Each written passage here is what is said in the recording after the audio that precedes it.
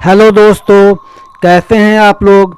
मैं आज आप लोगों को दूध बेचने वाला भूत की कहानी सुनाने जा रहा हूं। दोस्तों, यह बहुत ही सच्ची घटना है। कोई भी मिर्च मसाला लगाया नहीं है और यह न कोई इमेजिनेशन ही है। यह दिल दहला देने वाली तथा रोंगटे खड़ी कर देने वाली घटना है। यह घटना सोनपुर रेलवे स्टेशन की है। डरना मत दोस्तों, 10 जनवरी 2005 की बात है। एक ग्वाला रोज दूध बेचने के लिए गांव से शहर जाया करता था। भैंस का दूध बेचकर वह अपना परिवार का गुजारा भरण पोषण करता था। ग्वाला का नाम सुखी यादव था। हर दिन की तरह वह रेलवे स्टेशन को पार कर दूध बेचने घर घर जाया करता था। कड़ाके की सर्दी पड़ रही थी। कोहरा तथा ओले की बरसात भी हो रही थी। मौसम किसी चंडाल से कम कठोर नहीं था। शाम के 6 बज रहे होंगे। समय काफ़ी विकराल हो गया था। सुखी यादव साइकिल से रेलवे पटरी पार कर रहा था। साइकिल के कैरियर के दोनों ओर दूध का बड़ा कैन भी लटका रखा था। वह देसी गीत भी गुनगुना रहा था। धुंध के कारण कुछ साफ दिख नहीं रहा था। अब क्या था, पटरी पार करते ही शहीद एक्सप्रेस गाड़ी जो पुरानी दिल्ली से जयनगर को जाती है, वह गाड़ी ने सुखी यादव को कुचलते हुए वह आगे बढ़ गई।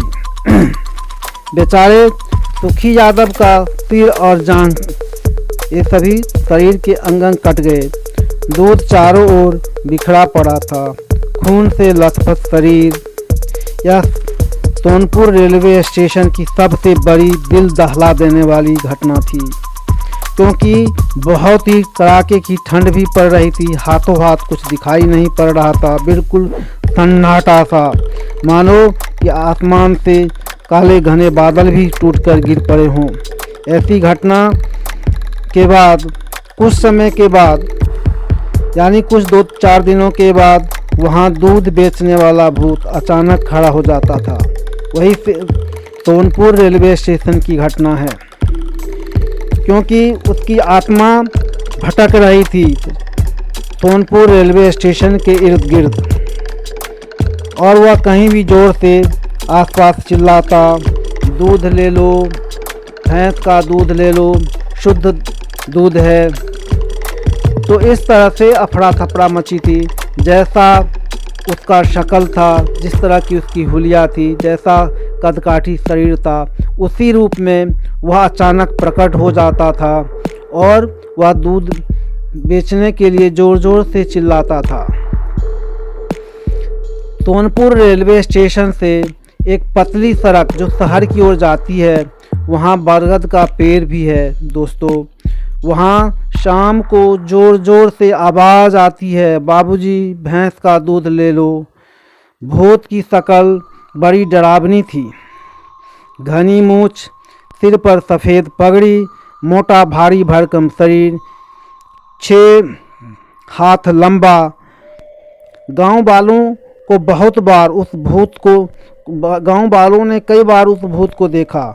पास जाने पर वह पीछे हट जाता और बोलता, इस बरगद के पेड़ के नज़दीक आओ और दूध ले लो। शाम के समय लोग वहाँ दिखाई नहीं पड़ते।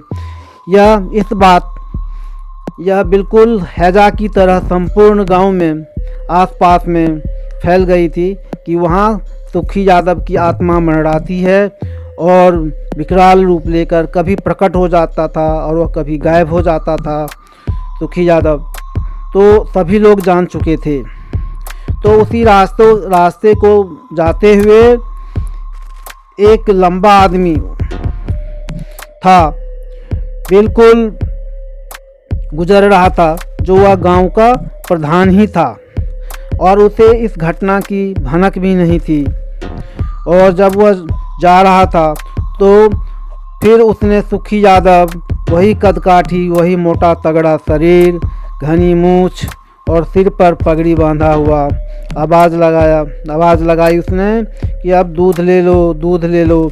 जैसे ही प्रधान की नज़र उसके ऊपर पड़ी तो वह हक्का बक्का हो गया।